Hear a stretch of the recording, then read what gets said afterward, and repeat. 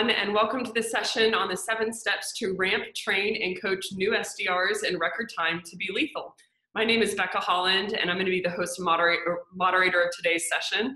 Thanks to InsideSales.com and to, of course, the wonderful Sales Hacker for hosting this event.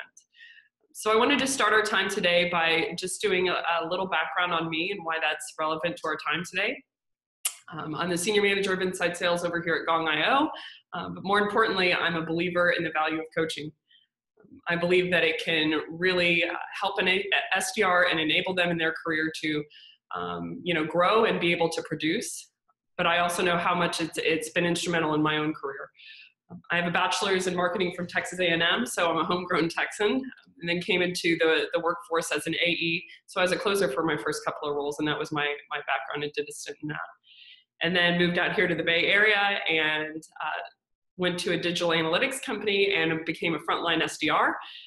So I was really in the weeds there for almost a year doing the SDR role, and then transitioned to SDR management, where I raised a team of guys to produce in a couple different geos around the globe. And then came over here to Gong. So why that's important, I believe, is because it gave me a little anxiety earlier in my career that maybe there were too many cooks in the kitchen in regards to my role, but it gave me the perspective of each one of those. So what does it feel like to be a marketer? What are the interests there? What does it feel like to be a closer? And what do I want passed through the funnel from inbound marketing or inside sales to me? But then also, what does it feel like to be an SDR? What encourages me, what motivates me, what drives me? And so that gave me a really good basis so that I could carry on into SDR management because I knew their day-to-day.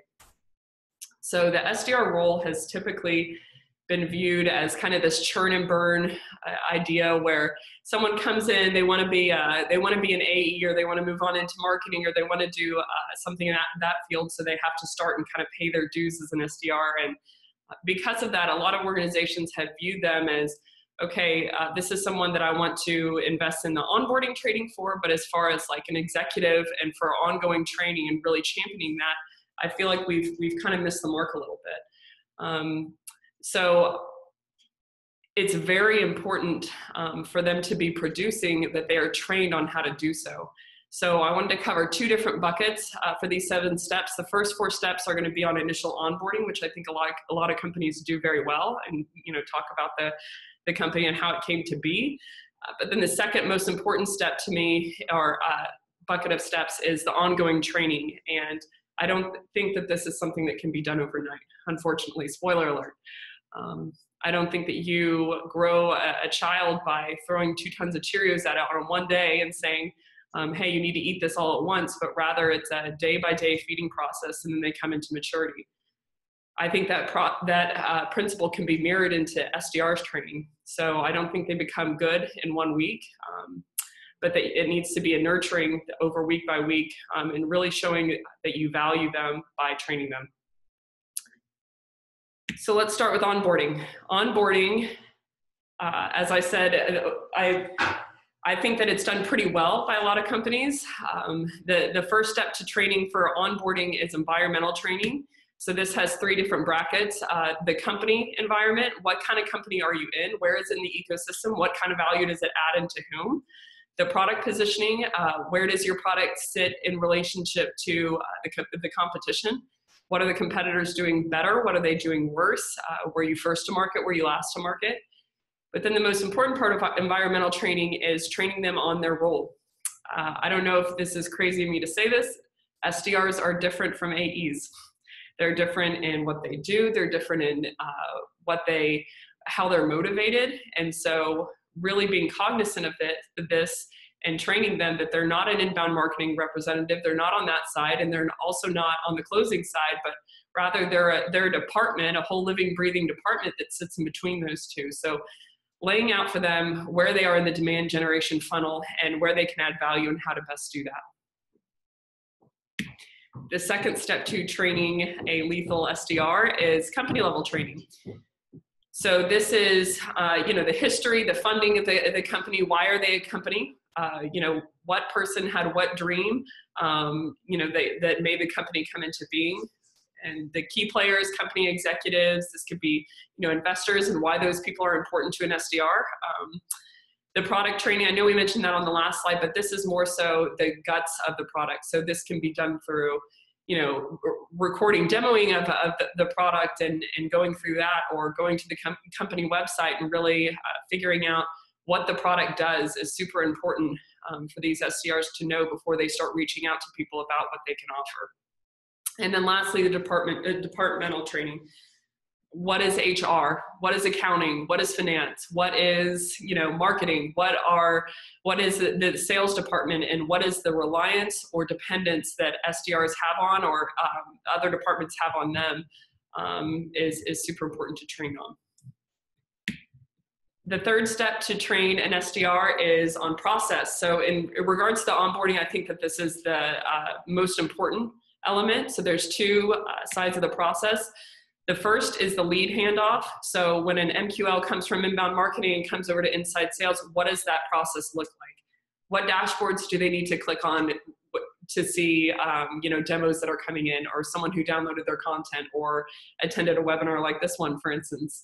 And then what's the handoff process from inside sales once they qualify the opportunity to hand it to outside sales? So if someone agrees to set up some time, or someone's qualified, how do I get it into the AE's calendar? How do I set them up for the best success? What do I do in the CRM to notify them that they have another meeting? So training them on the process and what that looks like on the granular level. And then the second part of the process training would be on lead qualification. So this is, we have inbound leads and outbound leads. So inbound demo, it's more fish that are coming in and jumping in my boat, and I need to get that fish and see if it's something that that needs to be passed off to an AE, or maybe that we would shoot to some of our content. And then outbound leads, the qualification process happens more on the front end. So if I have an SDR who is, gets a meeting with someone who's unqualified, or they're hunting someone that we don't want to talk to, then they're obviously hunting the wrong person. So teaching them the qualification criteria and the qualification process in regards to outbound leads, so they know how to prospect someone that we ideally would want to hunt. And then the last step is the tools. So this is pretty rudimentary. What tech stack do we have? What's the integration and user flow look like? In what case would I use which piece of software? So that sums up onboarding. The next three steps I really wanted to hit home and drive heavy on is the ongoing training. This is so important for these SDRs. And if we spend the time and tools to train them in an ongoing fashion, and we use that time to invest in them, I have a really sneaky feeling that they'll invest back. If we don't do this, I really think it's a mistake. We don't want them to be seen as they're a step above an intern, or, this is just a cross function, it's somewhere where they're coming in and they just want to move on from. We want to really flag in their mind that they are valued and they're very important to us. The SDR organization, or part of the organization, to me is, I might be a little biased, is the most important part of the organization. They're a vehicle to drive business, develop business.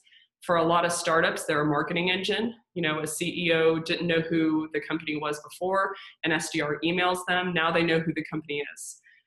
Do they like who the company is, according to the SDR email? I think all of that really heavily relies on training. And I think we need to rethink the book in regards to how we're viewing these guys and how much time, intensity we're spending on training them and giving them everything they need to be successful in the long term. So the first step on that is teaching them how to prospect. On the high level, it's teaching them what's the profile of a quality prospect, what kind of role do they have, what kind of background do they have, or what kind of companies are the ones that we want to hunt. But in parallel with that is teaching them buyer personas. So for instance, at Gong here, we call on VP of sales, or we call on some frontline managers, or we call on sales enablement. And all of those people are very, very different from one another. Those roles are different. So they come along with a different set of pain points and a different set of focus. And so just value propping your company as, hey, I'm with Gong and we do this, isn't nearly as effective as knowing the person that you're talking to and what kind of pains that it alleviates for them. So, whenever the prospect goes home at night and walks in the door and their wife says, hey, honey, how was your day? Whatever they're thinking of, whatever pain points are flagged in their mind, how does my product alleviate those pains? So training on buyer personas is at the bedrock of that, knowing the titles, but the value that they can pull from your product, and training these SDRs to know that like a Rolodex in their head. And then also the various strategies that you take to hunt an SMB versus a mid-market and enterprise. They're very different strategies. The way that you go about them are very, very different. So training them to know how to hunt, how much time to spend on each one of these, and how to hunt those, and how to prospect guys like that. So if you are asleep or you haven't been listening, or I'm one of your 20 tabs on your computer, and you didn't listen to another word that that I've shared with you today, this step is the most important, and that is messaging. So I would want you to pay attention here if you're not going to for the rest of it. Messaging is who the SDR is. That can mean the difference between someone booking a lot of qualified appointments or someone who can't book at all. Is the messaging that they're getting across, whether that's via call, whether that's email, or whether that's LinkedIn, and does it make the prospect want to buy or want to bite on setting up some time? So there's 5 pieces that I train the SDRs here over the course of their career and their life cycle in inside sales. The first is the structure of messaging. So what are the key elements that they have to hit whenever they are sending over a message? So we over here use the team Winning by Design for our training, and they made me a very firm believer in the RRR method. Of every time that I message someone, I need to have a reference as to why I'm reaching out. I need to have a reward. That could be a piece of content or something that's relevant to them. Doesn't necessarily have to be, Gong related or your company related, but could be someone external as well. And then you have to have a request. Dear God, don't let it be, do you have some time on Tuesday at 10 a.m. or 2 p.m. or how do I best get some time on your calendar? I think that we're past the days where I can send a message and say, hey, I'm Becca and I'm with Gong and this is how awesome we are. We do these awesome things. Can I talk to you about it? Do you have some time? We need to know who our buyers are. We need to know what pains they have and what they run into, and how our product alleviates that to really connect with them.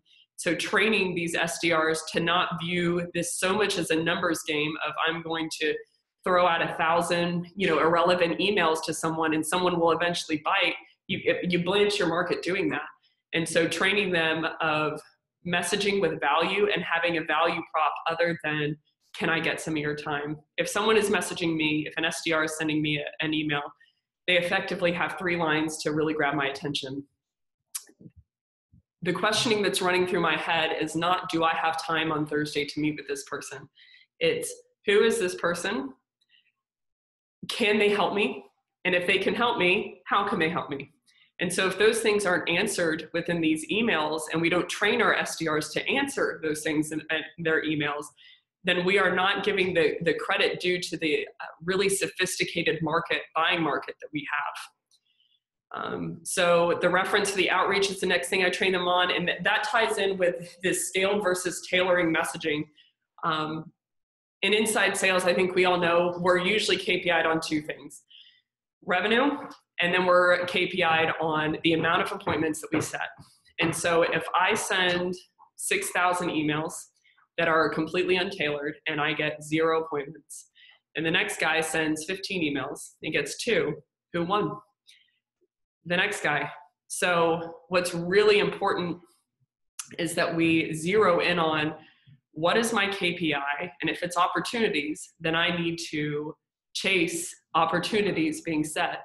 And if that happens by me sending a call or making a call or sending over an email or reaching out on LinkedIn, or whether that means I'm sending over a courier pigeon with some of my material, but it works, then that's what we need to chase. And so I know that the scaled approach is, we want to be aggressive with our outreach. And so I would just question and bring to the table that it needs to be proper aggression and knowing who the person is that you're reaching out to, and not mass blasting and spamming people, with your messaging technique. So this really relies on, I'm a Sandler junkie, so I really subscribe to his selling methods. So a lot of that centers in around pain selling. So I would send over messaging that has to deal with the pains or bottlenecks that they might run into in their day-to-day, and training my SDRs on how to do that, number one. But then number two is how to counter. If someone says, I'm not interested, or unsubscribe me, yikes, I hope we're not getting a lot of those, but how do I counter that into an opportunity? And from that angle, I think that this has helped me get coaching myself, honestly. If I need to teach an SDR on how to counter no, I'm using your competitor and I'm satisfied. If I need to teach my SDRs how to counter that, I have to figure out how to counter that. And so it's been really, really useful for me to really expand my genre and how to coach them, because I had to learn it myself. And then the frequency and medium of outreach. How many emails am I sending over, and how frequently am I doing that? Am I balancing that with the time invested, but also with the tailorment that's involved? So that's the second, that's the sixth step in total, the second of the ongoing training that I train them on. And then the last one is professionalism.